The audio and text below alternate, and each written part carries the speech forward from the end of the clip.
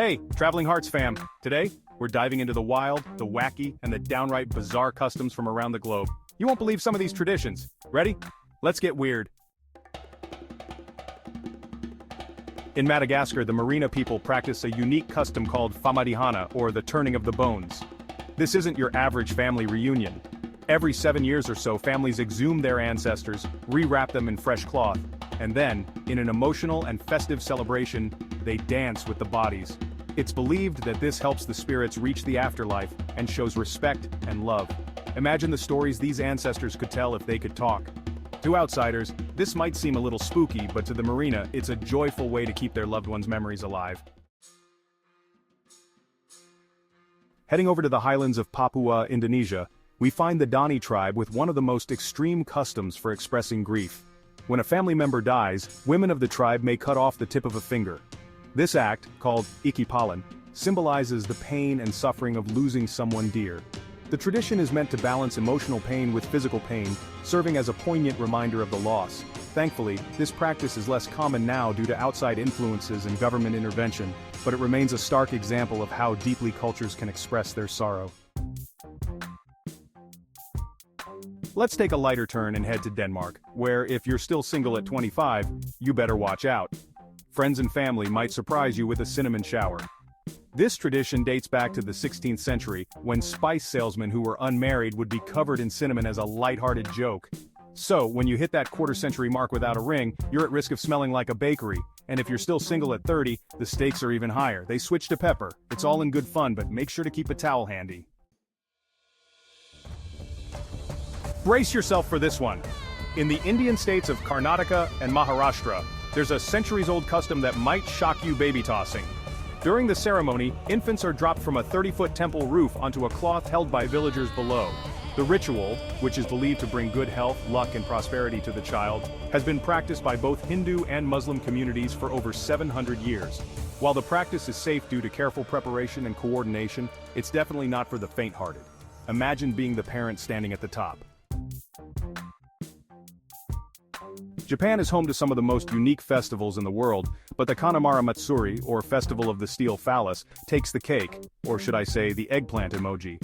This colorful event in Kawasaki celebrates fertility, safe childbirth, and sexual health with, you guessed it, giant phallus statues, parades, and themed souvenirs. The origins of the festival date back to the 1600s, when sex workers prayed for protection against sexually transmitted infections. It's a great example of how traditions can blend solemnity and celebration in the quirkiest ways possible. Still in Japan, we travel back in time to a practice that's as eerie as it is awe-inspiring: self-mummification. Some Buddhist monks embarked on a journey of extreme self-discipline known as sokushinbutsu. They would undergo a decade-long process of consuming only nuts, seeds, and herbs while gradually dehydrating their bodies. The ultimate goal? To mummify themselves while still alive as an act of spiritual devotion. It's a haunting and remarkable testament to human willpower. Though thankfully it's not something practiced today.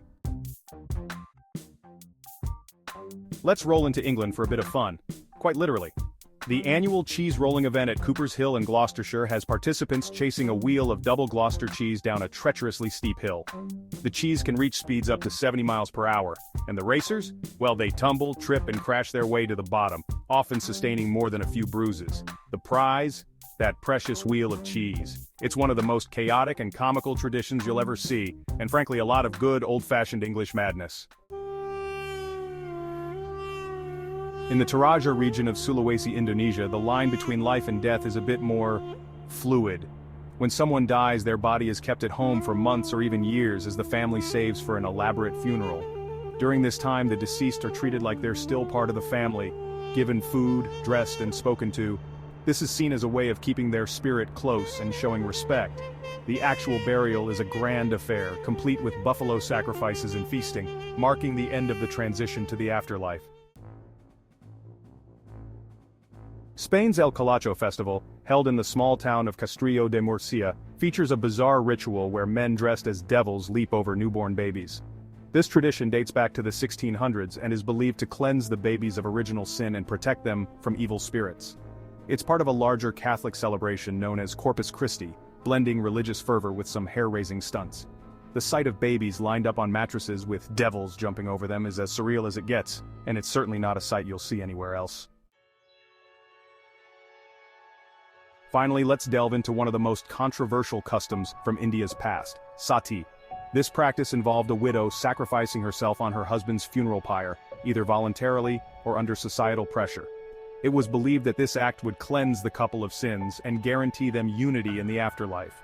While this practice was outlawed in the 19th century and is now condemned, it's a powerful reminder of how societal norms and beliefs can shape human behavior in dramatic ways. So there you have it, 10 of the weirdest, wildest customs from around the world.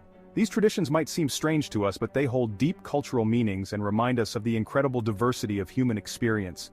Which one blew your mind the most? Let us know in the comments, and don't forget to like, subscribe, and hit that bell for more wild adventures with traveling hearts.